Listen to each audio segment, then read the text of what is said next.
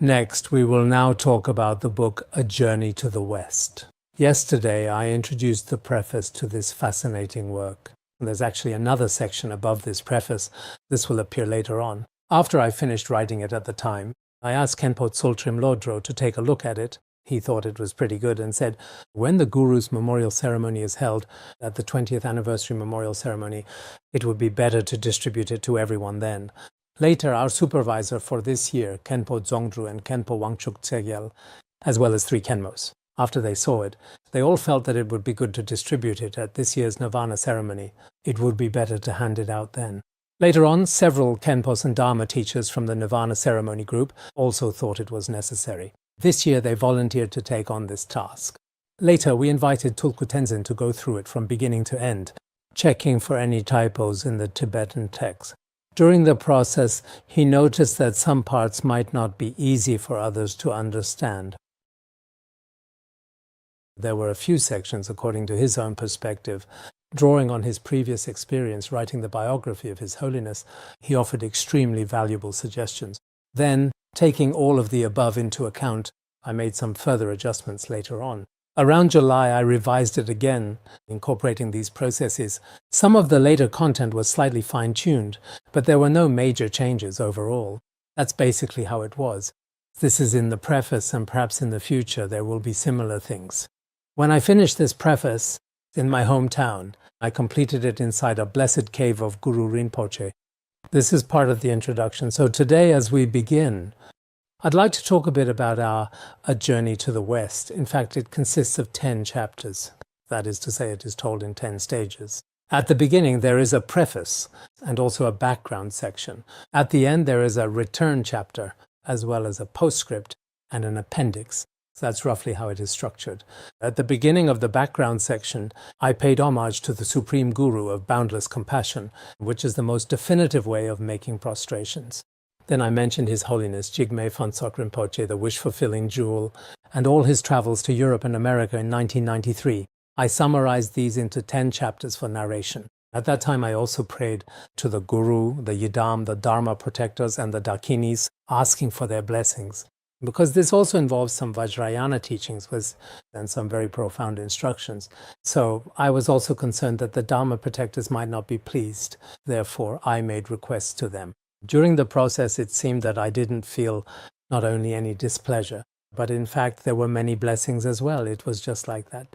Today I would like to give a brief introduction. At the very beginning of this, there is 3 years of confidential work. This is relatively simple to talk about.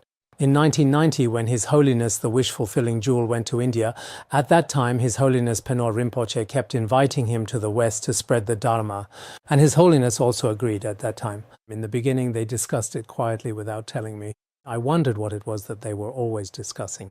But later on, in my recollection of the time gone by, I also mentioned a little about it. His Holiness also roughly told me about it.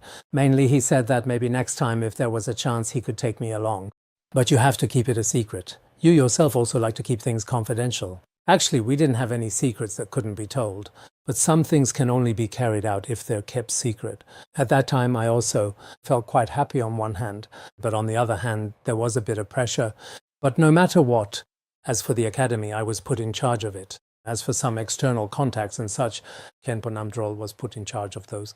Whenever we did all sorts of things like this, including things that were different from now and then, like passport verification and also some travel expenses, including when we needed to look up some related materials. Now it's especially convenient. You just go online or use your phone to ask, and you'll get an answer right away. Back then, you had to rely on printed materials and books to find out about different things, including things about foreigners, Westerners, their personalities, customs, and ways of handling things. In many aspects, it was quite a challenge at the time. Besides this, as everyone probably knows, when His Holiness traveled, a lot of preparation was needed, including Dharma texts, ritual implements, and things like tape recorders. Because in 1990, when His Holiness went to India, when he arrived in Nepal, he basically couldn't see any text at all. So we came up with a solution. First, we recorded it on a tape recorder. Then His Holiness would recite and explain at the same time. At first it was a bit unfamiliar, but later, whether it was for empowerments or teachings, it became convenient. At that time, whenever I had some free time myself, I also recorded a portion. There was also another portion, for example, The Flight of Garuda and Chetsun Dzogchen. As for these, I had Khenpo Rinpoche do the recordings. Once Khenpo Rinpoche felt, "Why are you recording all this? Is it because His Holiness is going somewhere else?" At that time, I didn't really know how to answer, so I used some clever words to change the subject. Of course, he is also a very wise person. When I asked him about it last year, he said he had more or less already figured it out. So, in this particular way, we actually managed to successfully keep it a secret for quite a while. At that specific time included not only the United States, but also France, as well as Canada, and the UK, the Netherlands, and so on, including Japan and several other places. But those invitations were also sent in the form of letters. At that time, there wasn't even a fax machine in the whole Sertar County. Every time those letters arrived, I would interpret them in different ways. After interpreting them, I would privately discuss with His Holiness, including some arrangements regarding the timing and introductions to some of the Dharma centers. Actually, quite a lot of work was done, but some things I don't think it's necessary to talk about here. There were also some matters related to this. Actually, at that time, I felt there were still many of those invitations. At the time, I collected all of them in one place. I thought that if I organized them later, it would be great, but I didn't expect that later, when a thief stole some Buddhist statues, those invitations were also stolen along with them. So this is rather regrettable. Overall, during those 3 years, I basically didn't tell anyone about it. And I made preparations in all aspects. From 1990 to 1993, there was still plenty of preparation done. As for why it was kept secret at the time, on one hand, maybe as we later realized when we were about to leave, we still encountered all kinds of situations. On the other hand, there were also some unfavorable factors. So sometimes when doing anything, it's better to do it in a more confidential manner, and only make it public when the conditions are fully ripe. This is quite important. This is the first layer of content. As for the second layer of content, before going to the United States that year, His Holiness held the first Amitabha Grand Dharma Assembly. The second time was in Daofu. The third time was held in Xinlong. Throughout His Holiness's life, there were 3 especially grand Amitabha Dharma Assemblies. This should be recorded in the biography. At that time, His Holiness was 60 years old, even younger than I am now, first in the spring at the Buddhist Institute. He taught the Exploring the Nature of Mind treatise of the Precious Vajra Garland. I really want to translate this work. Actually, the doctrines discussed within it are basically the same as those in the Entering the Way of the Great Vehicle. They are truly, truly excellent. In the past, Khenpo Tsoltrim Lodro asked me to translate this, but life is very short. I don't know if it will be possible in the future. That spring, His Holiness taught this instruction from Mifam Rinpoche. During that period, actually where our current Vajrasattva shop is located, there was the first Han Chinese Monks Sutra Hall. It was called the Han Monks Exoteric and Esoteric Sutra Hall, and it was inaugurated and consecrated. At that time, His Holiness, the wish-fulfilling jewel, also personally came there and gave us an empowerment. He also taught some instructions from the natural freedom of the nature of mind. He taught for several days.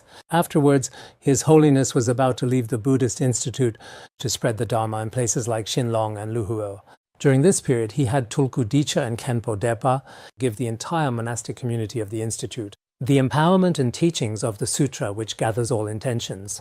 Then His Holiness went to Luhuo and Ganze, as well as Baiyu, Xinlong, and Daofu. At that time, the most important thing His Holiness did was to give them the Nyingtik Yabji empowerment.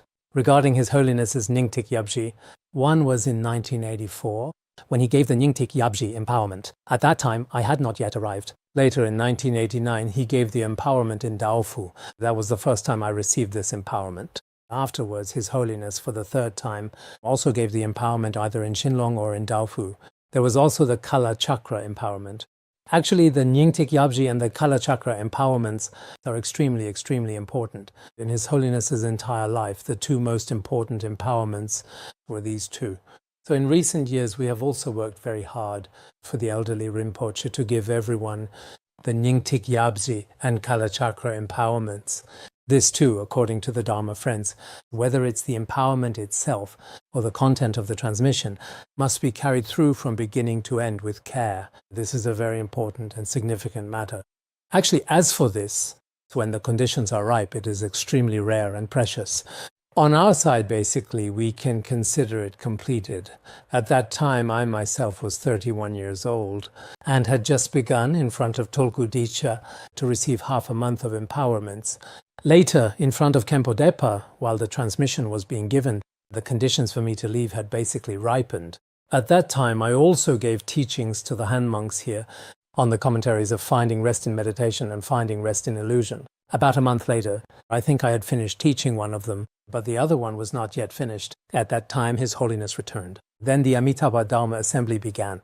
During the Amitabha Dharma Assembly, the last sentence in His Holiness's prophecy was, "All those who form a connection with him will be able to be reborn in the pure land of ultimate bliss." So based on this, at that time, during Sagadawa, the 4th month of the Tibetan calendar, nowadays we hold the Vajrasattva Dharma Assembly, but back then it was held at that time. Later it changed to the month of the descent from heaven and was held then. At that time it lasted for 15 days. Once this news got out, there wasn't the convenience of the internet like we have now, but the local Tibetans nearby, there were probably fewer Han Chinese, but people came from all directions in great numbers. There are various accounts regarding the number of people. Some biographies say it was 200,000, some say 700,000. There are all sorts of figures. But as I say here, it was several 100,000 who came. On the grasslands of Luoruo, everyone really did set up tents there at the time. White tents everywhere, which you can also see in our photos. They covered the sky and the land, stretching across the mountains and fields. There truly were a huge number of people present at that time, especially when His Holiness was giving teachings. Everyone offered katas, and perhaps I was a bit inexperienced back then, but it really looked like waves rising one after another. As for the sound of chanting mantras, it was like the voices of 1,000 dragons gathered together. The momentum was overwhelming. The whole scene was still vivid in my memory now, and it's hard to describe. It was truly, truly magnificent. At that time, my father and mother as well came from home. I asked them to personally come and attend an Amitabha Puja. They came as well. And one of my uncles came carrying a gun on his back.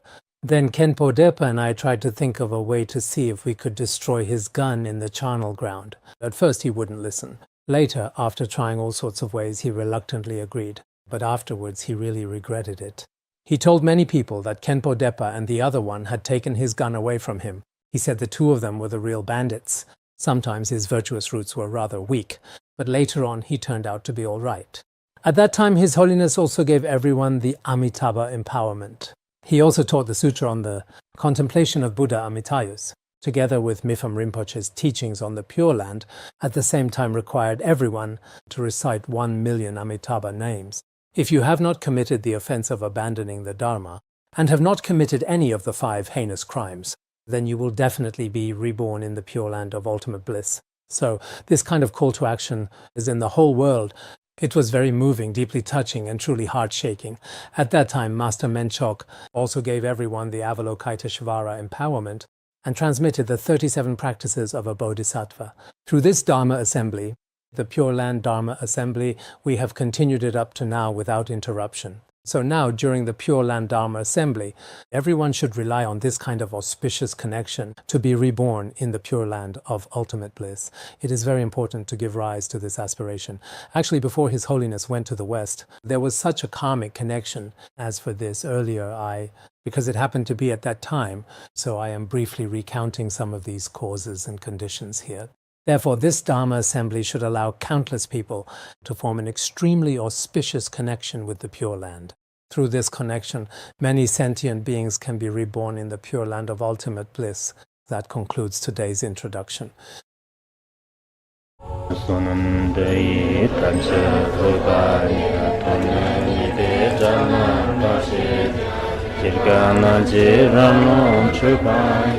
Jupun Solen Droa Droa Sha